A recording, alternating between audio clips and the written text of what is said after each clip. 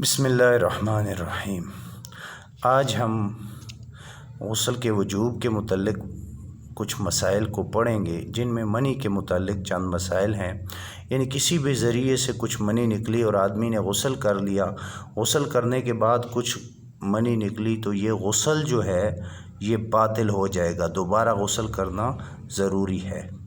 سوتے میں احتلام ہو گیا، یعنی بندہ سویا ہوا تھا، احتلام ہو گیا، جنسی لذت بھی محسوس ہوئی، لیکن سو کر اٹھنے کے بعد دیکھا کہ کپڑوں پر منی نکلنے کی کوئی علامت نہیں ہے تو غسل فرض نہ ہوگا۔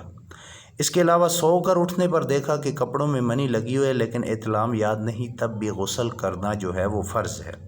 سوتے میں کسی انسان کو لذت محسوس ہوئی لیکن کپڑے پر جو تری ہے اس کے بارے میں یقین ہے کہ یہ منی نہیں، مزی ہے یا ودی ہے، ہر حال میں غسل فرض ہے۔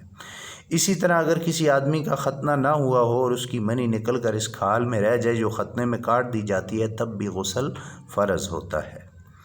اگر کسی کو پوری جنسی لذت کسی بھی ذریعے سے حاصل ہوئی لیکن منی نکلتے وقت اس نے عضو مخصوص کو دبا لیا اور کسی ذریعے سے منی کو نہ نکلنے دیا، پھر جب شہوت ختم ہوئی تب منی نکلی تو اس صورت میں بھی غسل فرض ہے۔